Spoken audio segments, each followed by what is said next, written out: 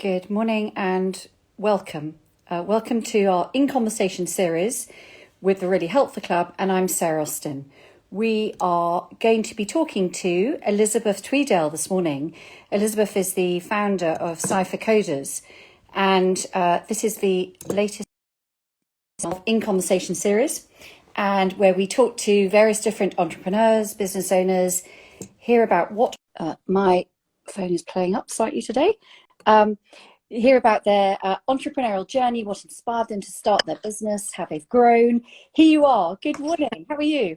Good morning. Good. How are you, Sarah? Very well. I was just about to introduce you, and then my phone fell over. So it's all going wrong this morning. So Elizabeth Tweedale, welcome, founder of Cypher.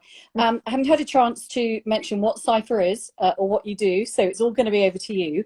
And but I was just explaining that this is our In Conversation series, where we shine the spotlight on you, the entrepreneur, hear about your inspiration behind the business, what was the trigger, what was the light bulb moment, what you then learned along the way. And I know we're in for a treat because your journey has been phenomenal and really quick as well. I mean, it's really exciting.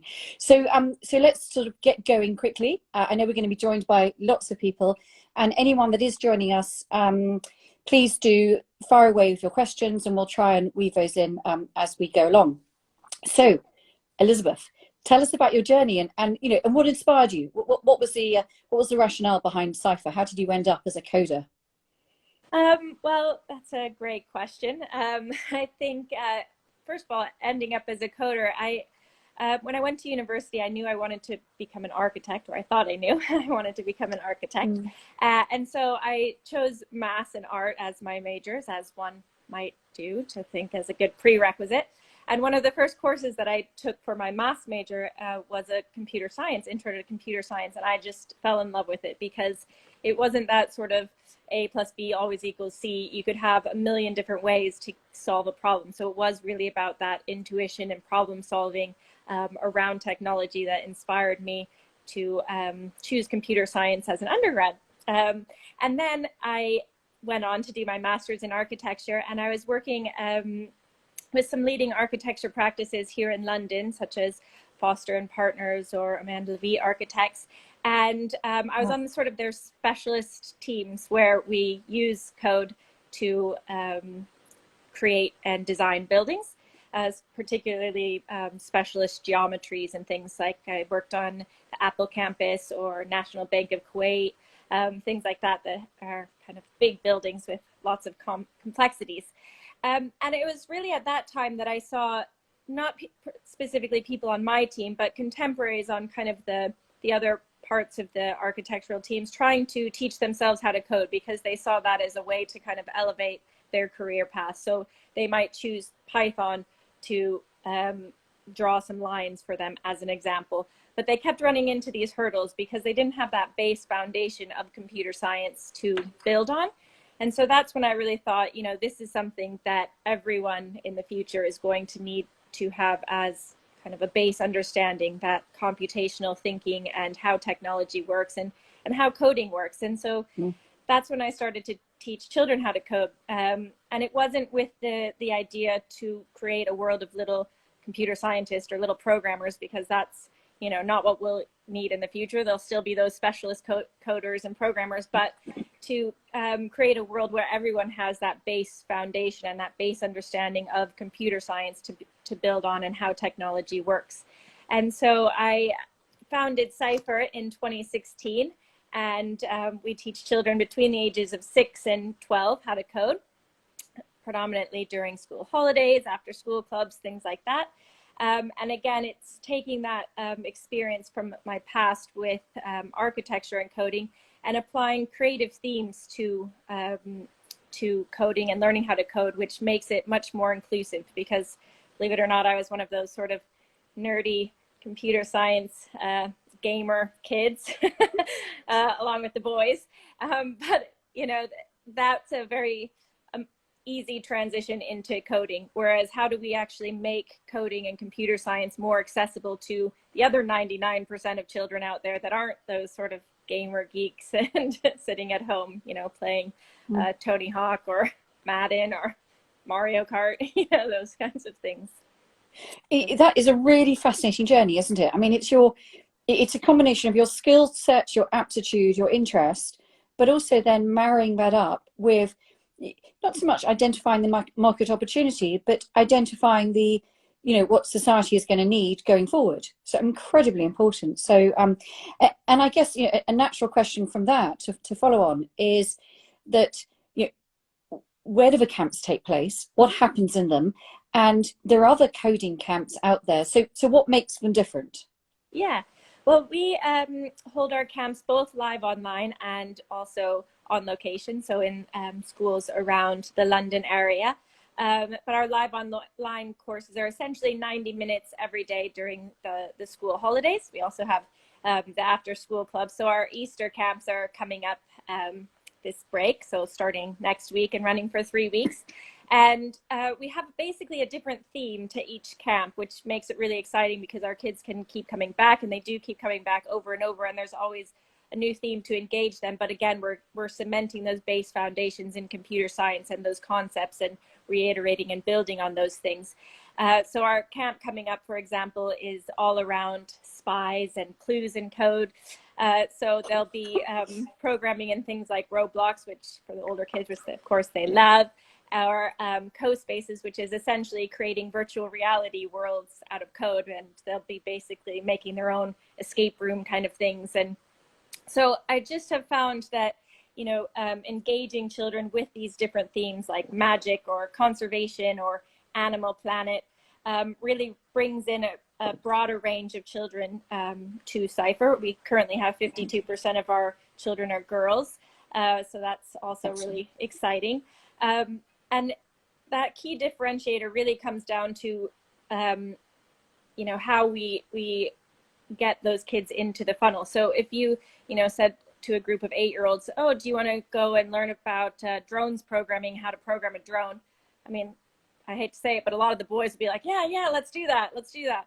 And some of the girls might be like, okay, maybe, I don't know if I want to do that for a whole week. But if you say, do you want to go to a camp to learn about conservation and how to save the oceans? A lot of the kids will say, yes, let's do that. Then they actually come to camp, and you say, okay, well, drones are actually being used to find and collect plastics in the ocean. So let's learn how to program a drone to pick up a piece of Lego, for example, and put it in the bin.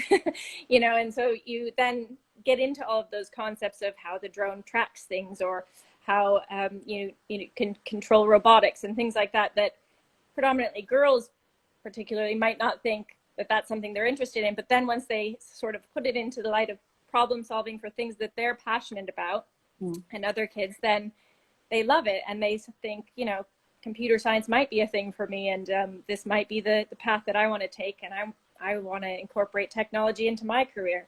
So that's kind of how we're different than those other offerings.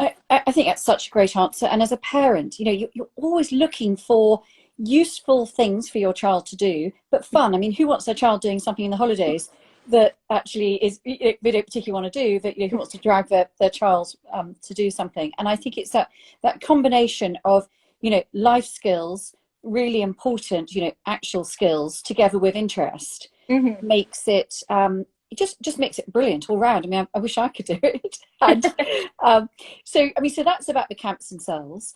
But what about your journey as a businesswoman, as an entrepreneur? Because I have to say, you make it, the way you talk is you almost make it look effortless. And we all know running a business is not without effort. And so I guess it's, how have you gone from the inspiration to coming up with an amazing idea, a differentiator, as you say, which is really important, to something that is really quite life-changing potentially for children. And also you mentioned a little bit about online and some of the stuff you're doing in schools. So you talk about the evolution as a business. Yeah, well, I think no one woman is an island, and that's really what we have to remember. So I've been fortunate enough to have amazing people with me along the journey. So at the very start, it came down to my initial angel investors that said, Elizabeth, we believe in you. Here's this, take it and run. So angel investors have been an amazing part of our journey, which is why, we're now going on to a crowdfunding round to kind of get more of our parents involved on this journey, because it really comes down to the people that are pushing this and believing the message behind sort of what I keep harping on about.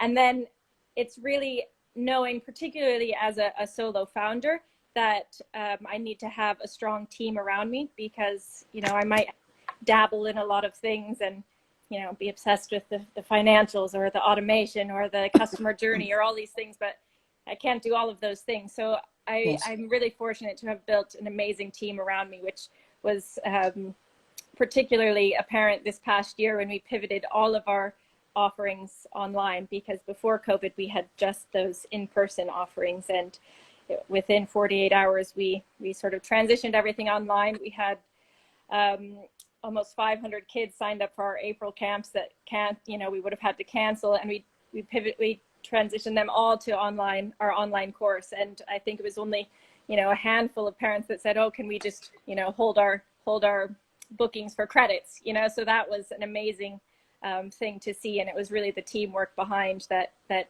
came together. And I think with my team, it's quite interesting because we've transitioned into this kind of remote working really well, and I think it really comes down to the compassion and that intuition that we have between each other and our relationships. I mean, it's interesting because 90% of our staff are females and half of those are working mothers.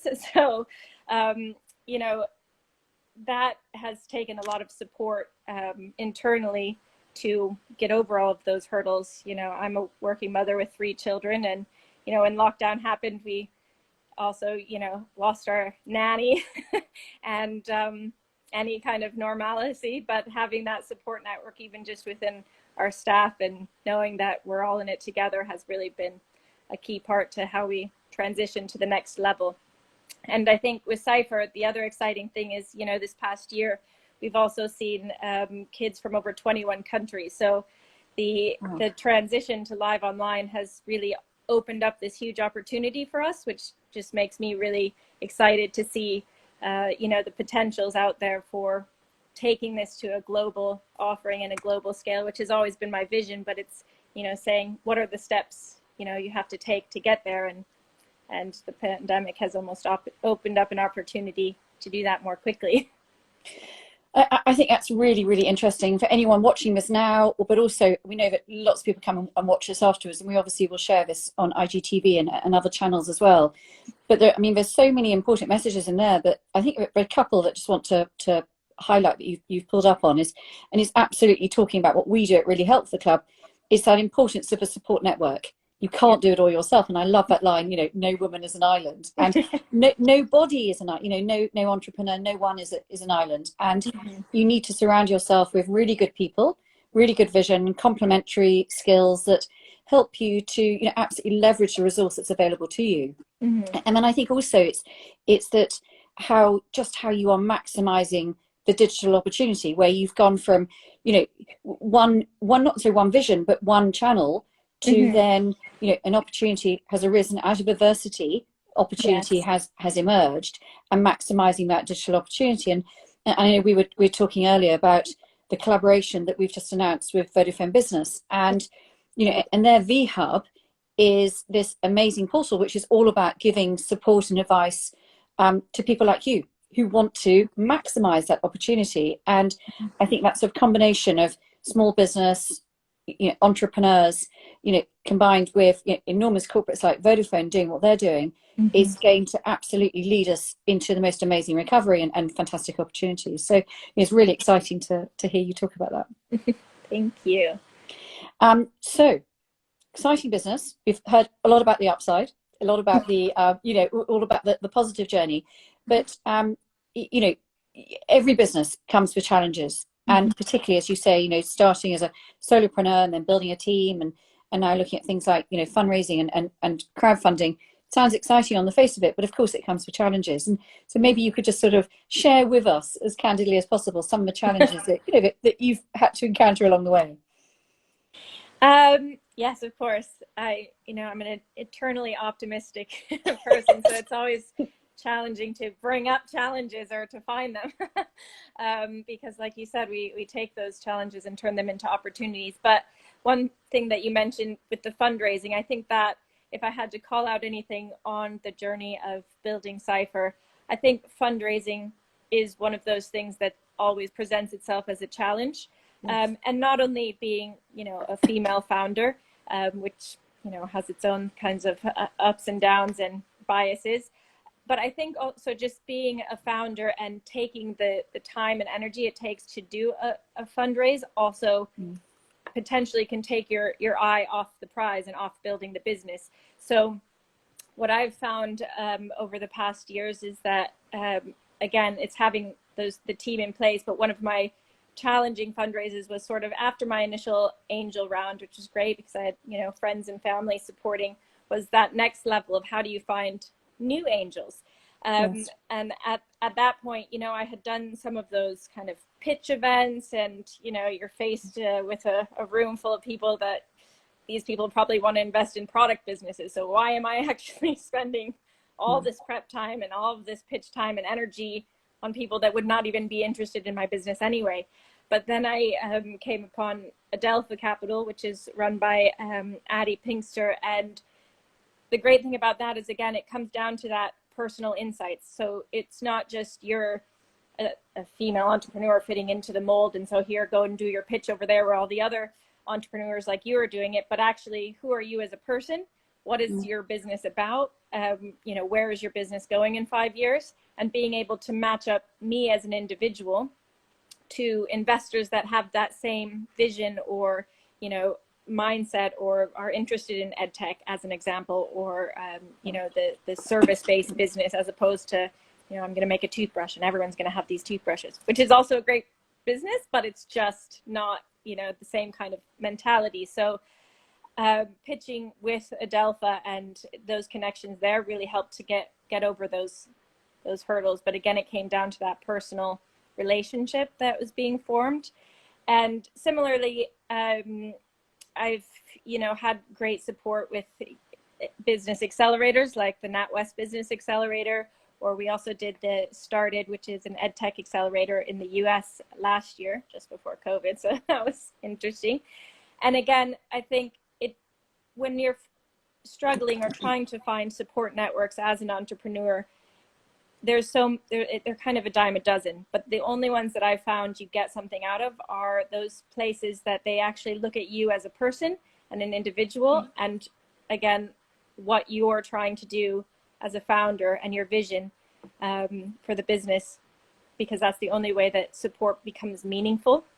So it's the same way, Sarah, when we first met, we sat down and had an actual personal conversation. So when you get me involved in things, or when we get involved with Really Helpful Club, it's very specific and very personal, because my personal journey and I know your personal vision for the Really Helpful Club. So I think the challenges have really been around raising investment, to be honest, but it's just trying to find those personal connections. And that's why for this round, particularly, we are, speaking to institutional investors, larger investors, but we just felt very strongly as a leadership team that actually doing a crowdfunding campaign brings back in that personal aspect and provides the opportunity to get, for example, our parents involved. They're so supportive about, for Cypher and the journey that we're taking. And they, particularly since we've transitioned to live online, where we're actually in people's houses and they're seeing things that their 6 and 7-year-old and 8-year-olds are doing, and they're just shocked and awed, and we've been doing this amazing content for years, but now that we're in the houses of people and with their families, the support that we've had from our kind of community has been amazing. So that's, another reason why we've sort of transitioned and thought, crowdfunding might be the best way at this point to take us to our next level of growth. Yeah, very good. There's so many interesting things in that, and thank you for what you said about us, and really helpful. I remember our first meeting at your office, and I was just blown away how interesting the business was, and I agree with you. It's a personal collaboration, and it's business is personal, but you need to both feel you're on that same, and I can never say this word, trajectory together. And so you're both I think helping each other along, and I think that's where networks, collaboration, really, really matter. Here we go. Lovely. You're going to love this comment. My boys can't wait until the Easter camp. Love it. Love Cypher Coders. So you got loads of fans on here, and but I think that is, it's such an important point that you're making, that collaboration is everything. There's so many networks out there, that there's so many different things you can get involved with, and you've got to find your tribe. You've got to find the thing that you feel you belong to. And that's what we're about. We're about collaboration and, finding those opportunities where 1 + 1 equals a lot more than 2. And, and we love what you're doing. So much easier question. What do you find most rewarding about running your business? Well, I think that, when it comes to running Cypher, I think there's sort of two parts to that. There's the impact that we make, as a company, and seeing how many children's lives that we're affecting, and really seeing their growth over these past couple of years is really, inspirational for me. And whenever we hit those milestones, whether it's, we've done our first 100 hours of live online coding, or then we were at 1,000 and now we're at 15,000. And, every single little milestone is impactful and important. And, having 2,000 children over the past year, is amazing. And it just makes me think, how do we get to 200,000, and how do we get to 2 million, and how do we, affect the lives of all of the children out there? And so that's really inspirational and rewarding for me as a business owner.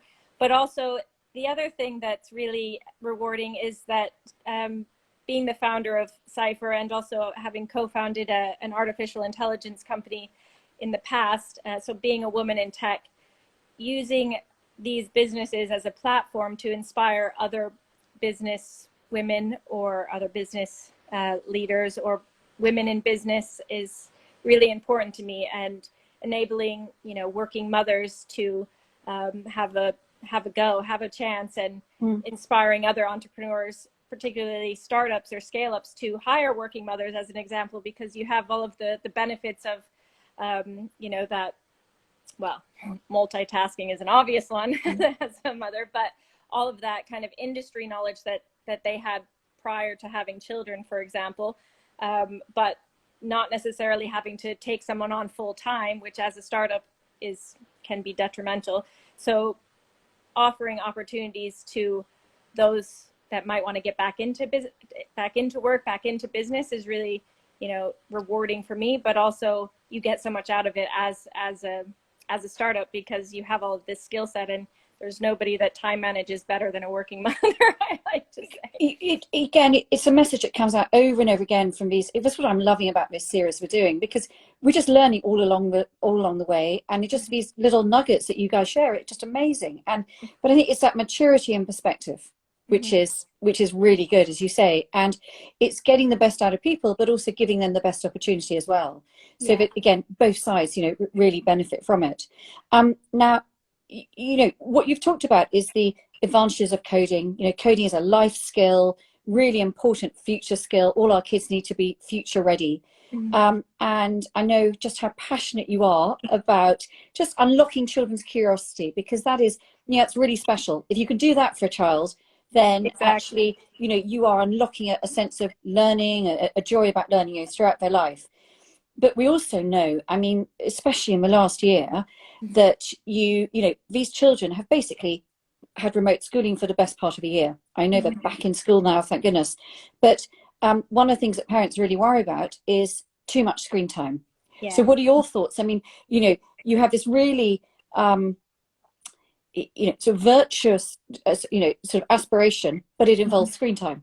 Yeah. And so how do you square that up with parents? And what are your thoughts about balance?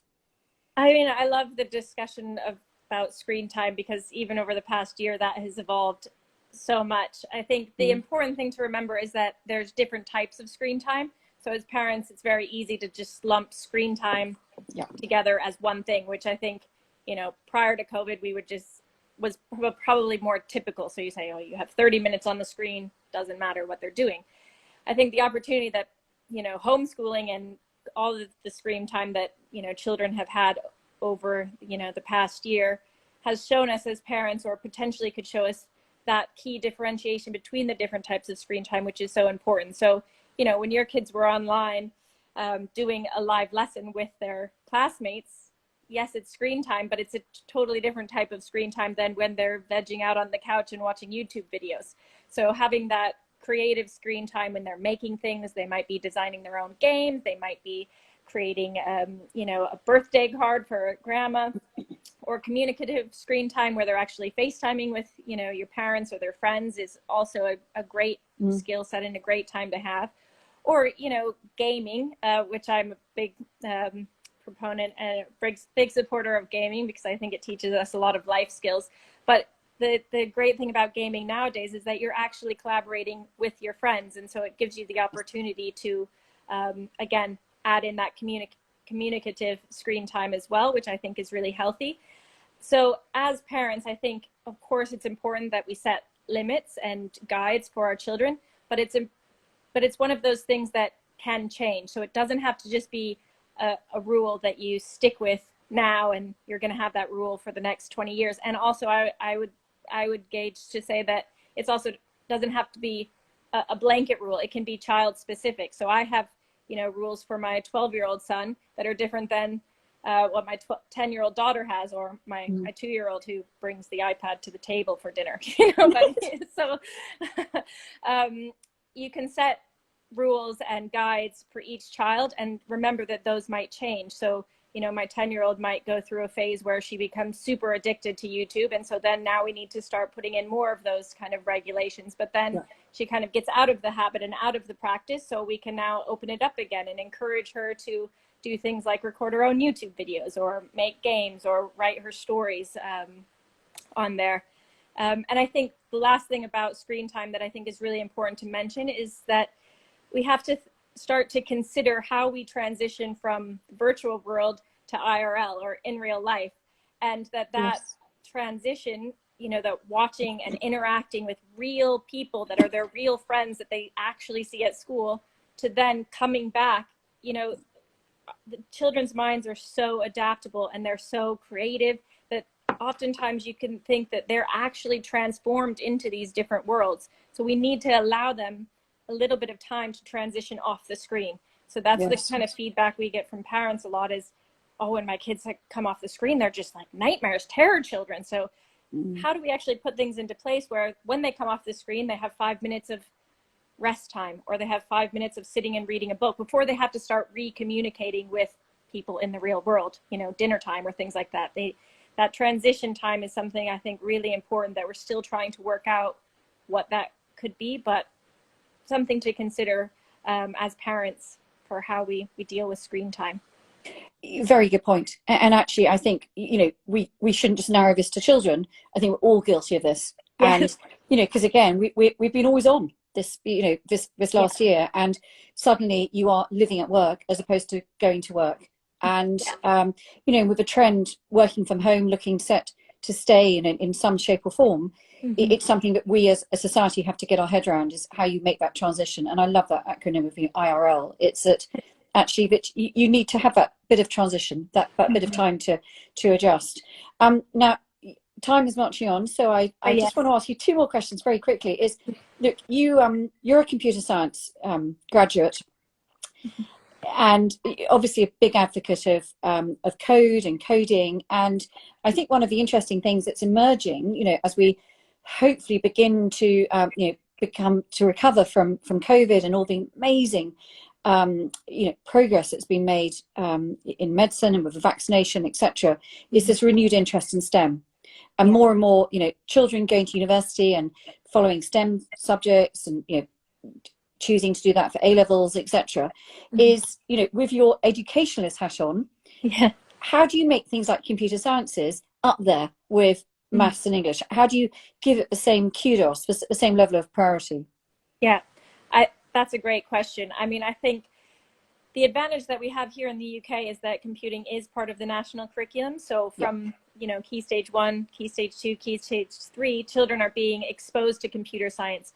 However, that is done in wildly different ways because it's not really, you know, regulated, or there's not really enough resources out there for teachers to kind of standardize this sort of thing. So again, it's going back to those creative themes. And I think that gives us a huge opportunity in computer science to create a new way of teaching the subject. So more cross-curricular lessons and activities and resources that we can provide for teachers is really the right way to go, because there's only so much time in the school timetable, which a lot of that is allocated towards maths and English. However, there are so many concepts that cross over both English and maths that we can use to cement that learning of technology, of computer science, of problem solving across the board. So I would really call for a much stronger national curriculum that actually has foundations linked to each of the key foundations in maths and English, so that we're starting to teach computer science in a new way, which will then facilitate a whole broader range of children doing computer science in their GCSEs, because it's not a very dry subject that, to be honest, even most secondary schools aren't pushing their girls into or their students into, because it's always been taught this one way. So it's for a very specific type of child that thinks in a very specific way. But actually, that's not how it has to be. You know, you don't have to have a math brain or, an English brain. You can have any of those brains to actually take computer science and thrive with it and use it as a springboard for your career in the future. Really important, really, really important lesson. And a quick question that's come up. Do you know of any coding guidebooks that we can buy to help support the boys outside of your camps? Well, I mean, I would be selfish and say my book. For if your boys are in Key Stage 2, I did write a book, How to Code 2.0, which is an introduction to Python. But the interesting thing about that book is that each chapter is based around a career. So become a computer scientist, computer programmer is the obvious one, but then you become a fashion designer, an artist, an architect, a teacher. You write your own quiz as an example, or a games designer. So it's, again, even if they're reading the book and not necessarily implementing the code, it's starting to get them to think around the way of how can I incorporate coding into a real world job in the future. So just putting those bases. And I have to say those kind of for dummies books are always kind of my favorite. So there's quite a few of those for coding for kids. So you can just Google like coding for dummies or, those kinds of things, which are also quite good because they always have little jokes in them and things like that, which are fun to read. So those would be my 2 recommendations. Great, thanks for that. And then look, my final question. You're inspirational, female tech entrepreneur, can't even say that word now. Amazing role model to everyone, to children, to parents, to other entrepreneurs, to women in general. We're big fans. We love what you're doing. But if you were there standing in front of your future self or giving advice to the next generation, what would be that advice you'd share? Well, I think it again comes down to that key message that we were speaking about before, Sarah, and just that now more than ever, it's essential for us as a society to ensure that the next generation is future ready. So putting those pieces and steps into place that can ensure we get there. And again, that comes around what you were speaking about with curiosity. So encouraging that curiosity that children have inherent in them, and making sure that that's not something that they lose as they grow up, and enabling them to be able to move freely and confidently in this world that we're creating, armed with the tools that we're giving them. And that's the kind of universal technological language of code as a base foundation, because we don't know what the future is going to bring, but really at Cypher, and me personally, we really just believe that, technological innovation and giving children and the next generation those tools to create that innovation is going to give us the best chance that we have for the future. Beautifully said. Thank you. And so, Elizabeth, thank you so much. Thank you to everyone for watching. I know we're going to share this on IGTV. And so please share this because the messages in there, they're too important to just keep within this community. And if you're interested in the Easter camps, go and have a look at Cypher Coders. Go look at the website, contact them direct, get in touch with Elizabeth. But also, if you're interested in the crowdfunding, then this is your moment to make that difference in something that can make a difference to your children as well. So, be sure to contact them. And I love your statement that the future really is code, and it's too important that our next generation need to be future ready, and it's an incredibly important message. Elizabeth, thank you so much, and thank you to everybody for watching. We'll be sharing this fairly shortly on IGT Live, so you can watch it from the beginning. Thanks a lot. Thank you, Sarah. Have a great Pleasure. day. You too. Bye. Bye.